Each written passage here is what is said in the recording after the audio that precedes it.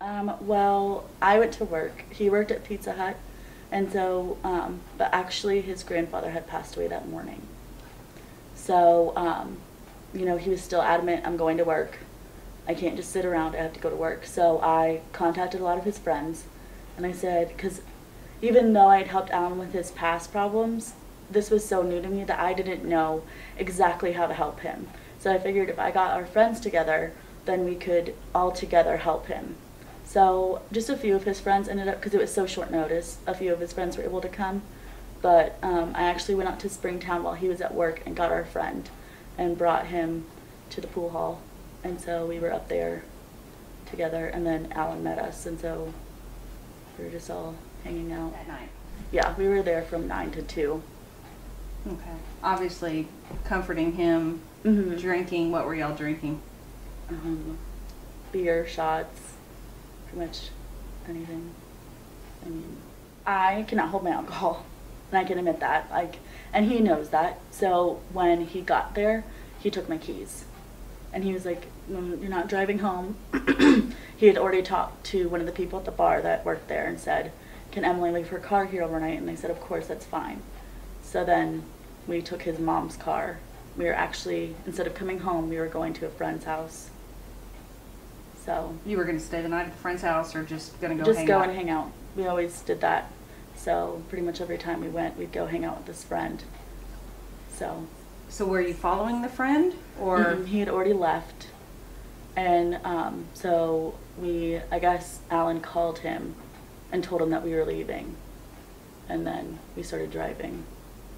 But all I remember is getting into the car. So do you remember before getting into the car, were you thinking he's really drunk? I actually told him that I didn't want him driving. I wanted to call his sister had come into town. I wanted to call his mom and have his sister drive his mom down there so she could drive us home. But he was really wanting to go to this friend's house. And he was stubborn. So I couldn't stop him, and he threw the whole, "You don't get in the car, I'm going to leave without you." So I got in the car. And that's all you remember? Mm-hmm. You don't remember any of the drive whatsoever? No. What is your next memory? I woke up in the hospital, and I went to go sit up, and they shoved me back down and told me, "Be still, you have glass all over you, you were in an accident." And then I fell back asleep, I guess.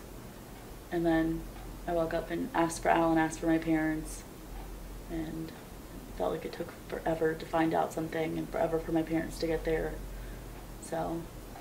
Who was the one who told you that your boyfriend had died? A chaplain at the hospital. They were all telling me that, because at the time, because I didn't remember, I knew I didn't have my seatbelt on, because I didn't remember putting my seatbelt on, so I knew I didn't put my seatbelt on. I had assumed that he did, because I was always really bad. He'd like yell at me and be like, "Put your seatbelt on." But, so I assumed he had a seatbelt on, so I told them I didn't have a seatbelt on, I'm pretty sure he had one. So they said, "Well, he's probably at GPS, we had 2 car crashes, yours and another big one, so y'all had to be divided. So he's probably at GPS, he's not in this hospital." And so the chaplain came in when my mom and my grandma were there, and he said, "Who am I looking for?" And so my grandma and my mom gave him the information, and so he went, and it took him maybe 15 minutes to find out that Alan was taken to the medical examiner's office. Well, I don't even think I cried at first. I just tried to take it in, and then he had just shaved his beard, and I know that sounds so weird, but he had just gotten a job at Pizza Hut, he couldn't have a beard. So he just shaved, so I demanded they bring him into me so I could verify that it was him. Because I was like, he shaved, it might not be him. So I refused to, and then my mom and my grandma were like, "Emily, they're 100% sure it's him." I mean, are you constantly thinking about the night of the wreck?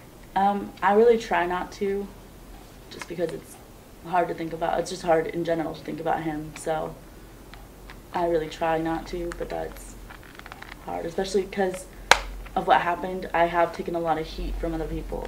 Several of his friends have blamed me, and I've lost a lot of friends because of that. So. Blamed you why? Because they feel like I could have stopped him.